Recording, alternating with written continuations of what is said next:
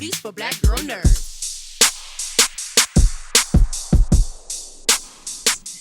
Peter, I'm very, very, very excited to talk to you because this movie was very interesting. It kept me very dialed in all the way to the conclusion.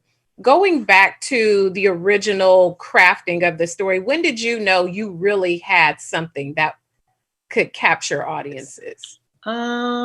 Wow, that's so hard to know. I'll tell you the truth. Like, I wrote the film in 3 weeks, so it sounds like, oh wow, that's really fast, which it is. But I lived with it in my head for like a year, maybe longer. So a lot of times when I write, I just kind of imagine this world over and over and over in my head, and then you start imagining other pieces and other pieces until finally it feels like it has to come out of you. And then when I'm writing it, my fingers are typing so fast that it's almost writing itself, because I've lived with it so long. So I'm not sure exactly when I thought, okay, I really feel like I have something there.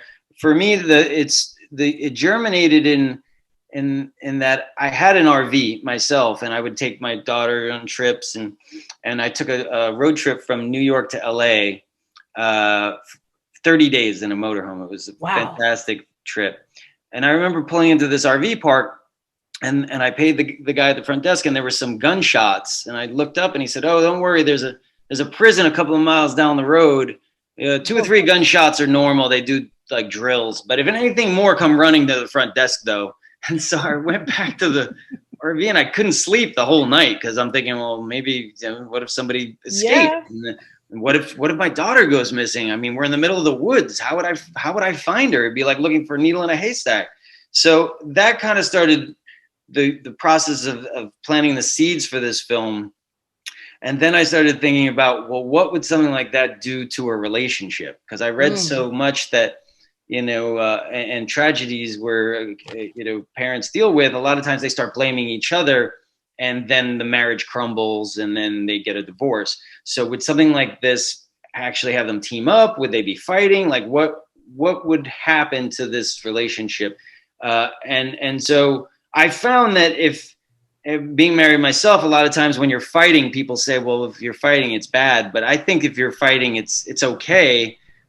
Because there's an energy exchange there, So when a marriage is dead is when the couple is sitting at this table in a restaurant and neither one of them are talking or looking at each other, and there's no energy exchange at all, So for me, I took the character of the sheriff and his wife, and they were almost like a ghost of Christmas future for what Tom and Ann's character would be, if they started blaming each other. And the marriage crumbled, then all of a sudden they would end up like 2 ships passing in the night, like the sheriff's character, because the sheriff lost his son to a drug overdose, and his marriage suffered for it, Right. So it was more about the relationships. The backdrop is really the missing child, Right. It's something so sinister about that. You have this beautiful kind of picturesque land and lake, and there's hardly any people there. There's the front desk guy, his helper, the other couple, and then Anne and the husband Peter and Wendy, who are there camping. And it makes it even that much more like, where did the baby go? What is the key to locking in the audience to kind of cast those aspersions on all the people without giving the payoff away? Yeah.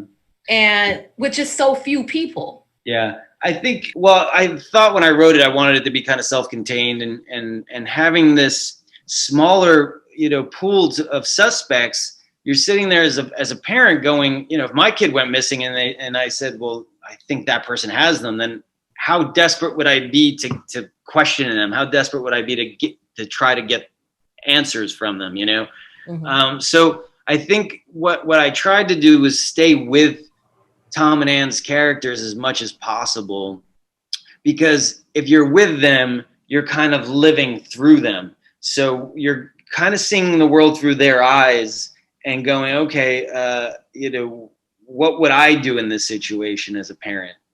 So they become almost like the audience. And when they're doing things that all of a sudden take them down this crazy, slippery slope, then it's like, you're forgiving almost, because you're like, well, geez, if that was my kid, I might do that.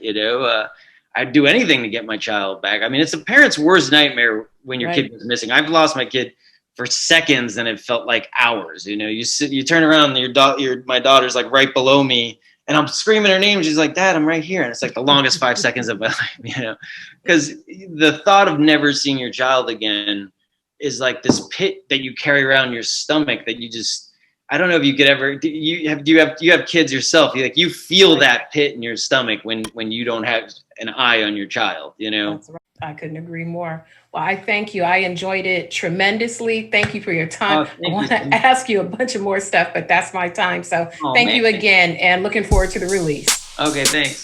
Have a good one.